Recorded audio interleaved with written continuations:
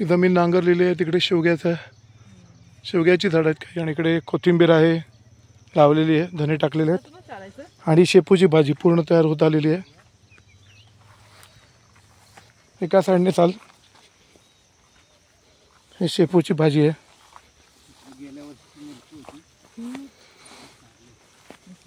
लावली तुम्ही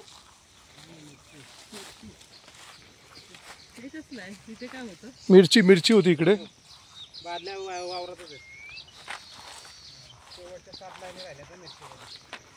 हा मिरची इकडे तयार झाली आहे. लाल मिरची आहे, सुकत आली मिरची. आता मिरची काढली पाहिजे.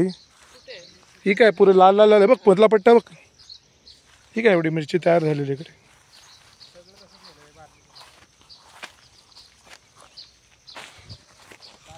ही मिरची तयार झालेली इकडे बघा, सुकून झालेली आहे मिरची.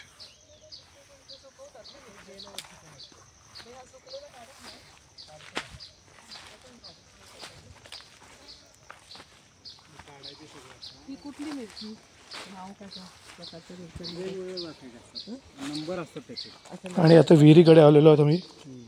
ही आपली विहीर. घरटे पडतात ना त्यामुळे ते घाण दिसते. अरे बापरे, हे बघा हे घरट सुगरणीच किती घरटे. खोपा ह्याला खोपा म्हणतात. आणि एवढी मोठी विहीर आहे आमची. आमच्या मित्राचं हे शेत आहे, एवढी मोठी विहीर आहे. ही मोटर आहे इकडे विहिरीवरती आणि सगळं पाणी मग डिस्ट्रीब्यूट केलं ते सगळ्या वावरात.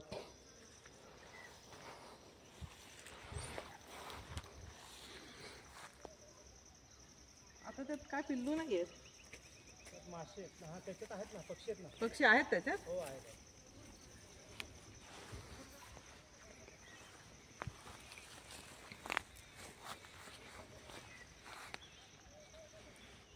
खोपा, सुगरणीचा खोपा म्हणतात त्याला.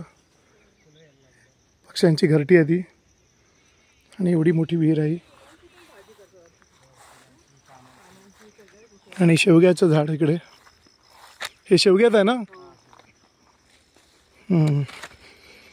मोरिंगा काय म्हणतात, मोरिंगा. हे मोरिंगा शेवगा. ह्याच्या शेंगांपेक्षा याला पानांना जास्त डिमांड आहे. हे औषधी बनवून वापरले जातात. या पानाची पावडर करून बऱ्याच चांगल्या प्रमाणात त्याचा भाव मिळतो.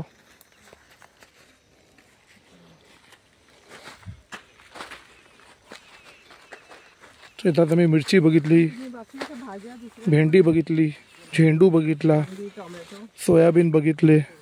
ते पण येतात ना भरपूर.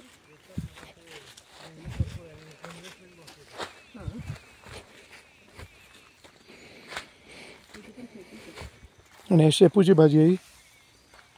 मी शेताच्या साईडने इकडे चाललो आहोत. हे पाईप गुंडाळून ठेवलेत का इकडे. पाईप आहेत. ठिंबक सिंचन योजना. नको असेल तिकडे पाईप काढून टाकायचे. मग तिकडे इकडे काय लावलंय. नाही ह्याच्यात काय नाही ना. ही पूर्ण कोथिंबीर आहे. हा इकडे कोथिंबीर आहे. पाईप ठेवलाय. हा म्हणून इकडे पाणी सोडलेलं आहे. आणि या ह्याच्यातून काय सोडलेलं नाही पाणी म्हणे. आणि इकडे काय अजून लावलेलं नाही.